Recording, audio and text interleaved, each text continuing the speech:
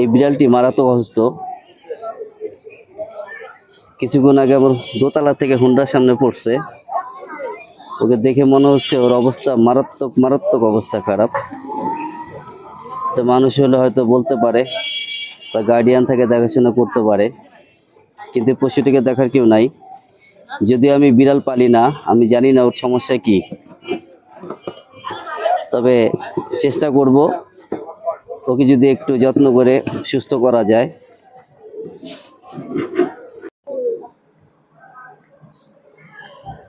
সেই বিড়ালটিকে রাস্তা থেকে তুলে আমি আমার শ্যালকের বাসায় নিয়ে আসছি। এর কারণ হচ্ছে এই বাসায় অলরেডি ছোট বিড়াল আছে, এই বিড়ালের মা আছে এখানে। ওই যে বিড়ালের কি সমস্যা হচ্ছে হয়তো ওটা সাময়িকভাবে ওরা বুঝতে পারবে, সেভাবে ওদের চিকিৎসা করাতে পারবে।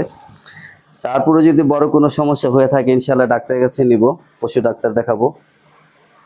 আবার তো দেখি ঘরোয়া চিকিৎসাতে যদি ভালো হয়ে যায়, সুস্থ হয়ে যায়, আলহামদুলিল্লাহ, তাহলে তো ভালো।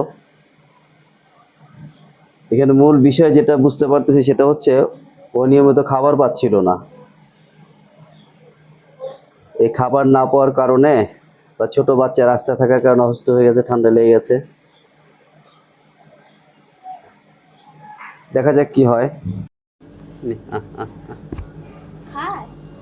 হ্যাঁ, পানি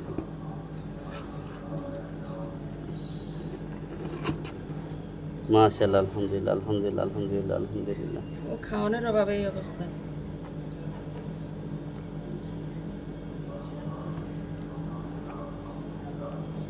আলহামদুলিল্লাহ। একটু পানি খাওয়ানোর পরেও ইনশাআল্লাহ আলহামদুলিল্লাহ তরতাজা হয়ে উঠলো। দে হেলে দে, ও খাইবো, খাইতে পারলে সুস্থ।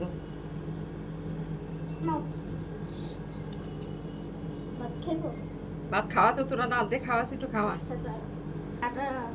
আমার তুই ওই সেটা বলে এই সেট থেকে ভাত খাইতে পারবি। বাইর করে লও দরকার হলে।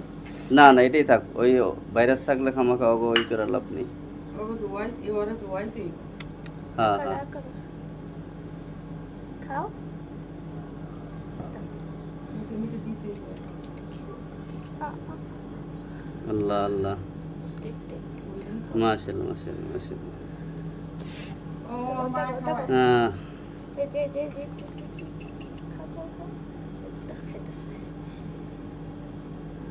খায়, ভাত খায়, ভাত খাওয়া, পানি খাওয়া, এই সময় মতো দুধ টুধ খাইলে যাই সারা দে। যা বড় যা।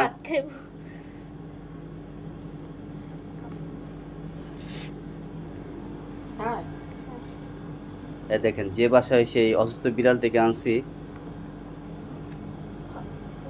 এই যে ওরাও খাচ্ছে।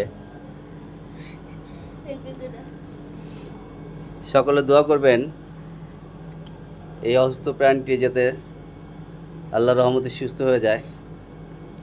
আমি জানি না ওর মা কোথায়। সাথে খাই কেমন? অল্প অল্প। এটা হচ্ছে মিনুর মার মতো রয়েছে, পুরো কালারটা মিনুর মার মতো পুরো। এই যে এটা মিনুর মার বাচ্চাও হইতে পারে। মাশাআল্লাহ, মাশাআল্লাহ।